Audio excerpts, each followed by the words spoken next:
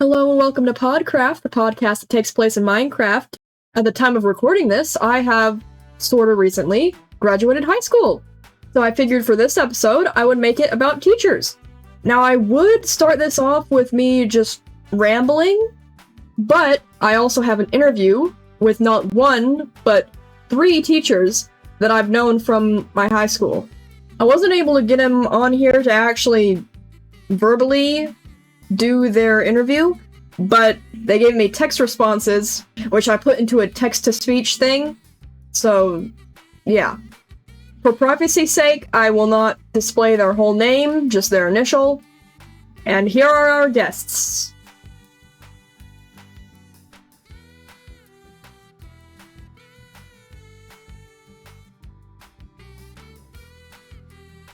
Alright, question number 1. Easy. How long have you been a teacher? Although I did gather some teaching experience at the college level while I was in grad school, I am currently wrapping up my 4th year as a high school teacher. This is my 10th year teaching. I have been teaching Spanish for 22 years. Alrighty. Question 2. What do you think makes students respect or disrespect teachers?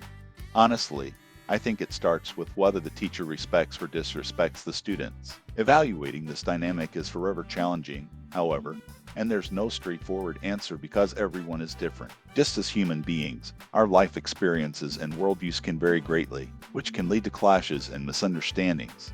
Furthermore, the definition of the word respect can change on a subjective level, especially when the adult in the room may have a different perspective on respect from the younger people in the room. I think it's important for students to remember that it's tough for teachers to maintain a balance between staying respectful but also using their authority to manage the classroom productively. Similarly, teachers must remember not to take things personally and that students deal with a lot of stuff that we may not see on the surface. I also think that most students can tell whether a teacher truly cares for them or whether that teacher is just doing a job and isn't truly invested. If a student has the impression that their teacher lacks interest or compassion, how could that student be expected to show respect? I think if we can learn to see each other as human beings rather than just teachers and students, mutual respect will blossom, and everyone will understand their roles and jobs within the school environment more thoroughly. I feel like if I treat my students with respect, most of the time they'll give that respect back. I also think accountability plays a big role. Students need to know you follow through on what you say. That consistency and predictability creates a different kind of respect beyond just being kind. Students know when you enjoy what you do and really care about or are just going through the motions. I feel that truly caring about your students as well as being fair and consistent in your expectations and consequences will earn respect from your students. I also feel it is important to be honest as all students can tell if you are not. On the flip side,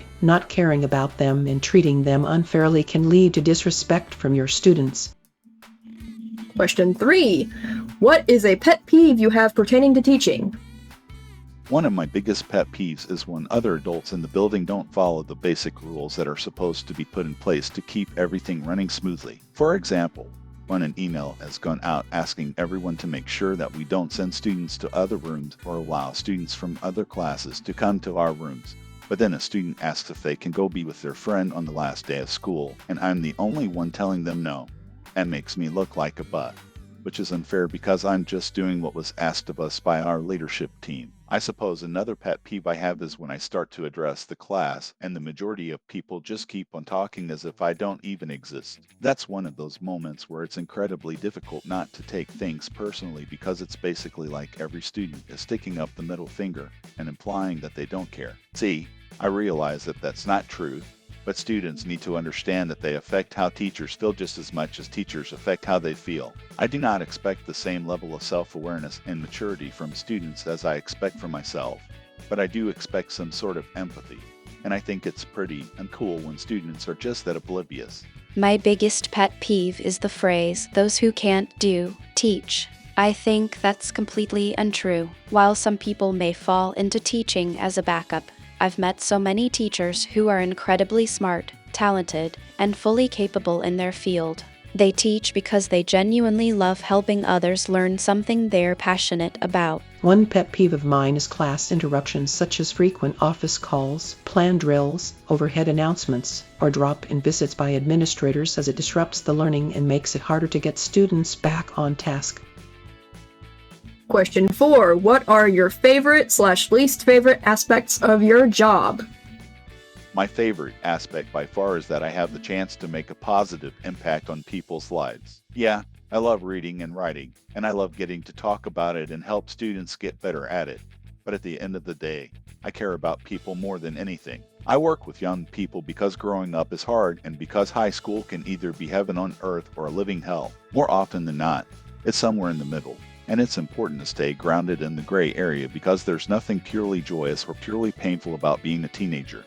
I think the only absolute is that no one can do it alone. A least favorite aspect about my job would be the powerlessness that teachers sometimes face when it comes to interference with our planning and instruction from external forces. Whether it's an uptick in standardized tests or last-minute changes to a schedule, it can be extremely frustrating when it feels like the people making decisions don't really know what's going on or don't value the input from the teachers who are on the ground and do know what's going on. My favorite part is 100% my students. I love their passion and excitement, and I love getting to know them over the years and watching their talent grow. I'm always amazed by the raw talent that walks into my classroom, and seeing students develop their design skills and learn the programs over time is so rewarding. My least favorite part is the politics and the behind-the-scenes side of teaching. A lot depends on who you work for, and sometimes there's a lot of busy work that feels more about making someone above you look good than actually helping students. It's also hard when students don't care about something I'm excited to teach because it can affect my own energy and momentum. The favorite part of my job for me is getting my students so engaged in the lesson that they don't want to go when the dismissal bell rings. The least favorite part of my job is all the extra tasks and paperwork required.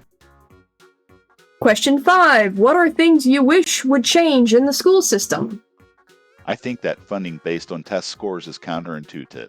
If a district/campus is struggling, how does it make sense to take resources away from them and allot that money and those tools to districts/campuses who are already more successful? It turns education into enterprise and students into cogs in a machine. It's really bad when a student becomes a number and administrators are forced to adapt to the system rather than making decisions that truly benefit kids. I also think that the whole voucher system is a dangerous step in the direction of privatized education. There is already a clear gap in advantages. Why would we ever want only the people with money to have access to the best education?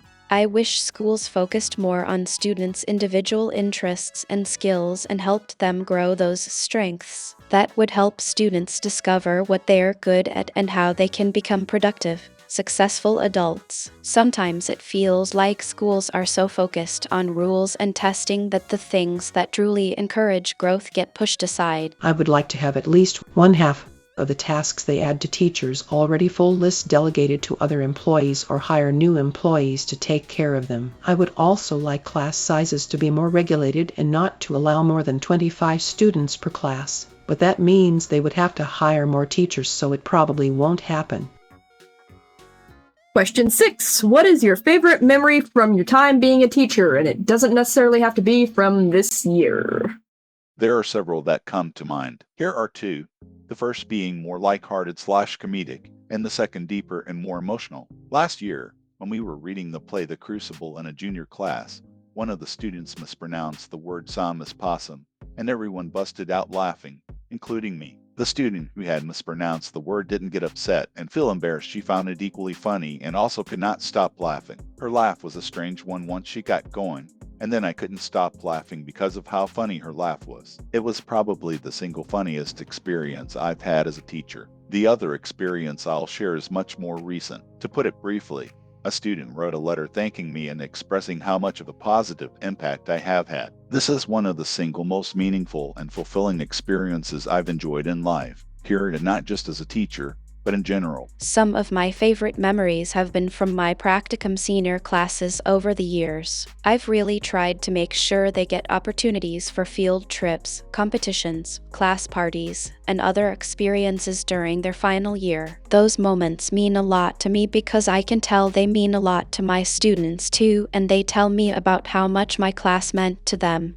My favorite memories, as there are so many, include a student who was enjoying the game we were playing to practice the vocabulary or grammar that he said out loud, "This is so much fun," and another student who had struggled with learning the language for months whose eyes suddenly lit up and he said, "I get it now." I also treasure every note or word of gratitude from students thanking me for teaching them and caring about them. Question 7. What is something you wish students and/or parents knew?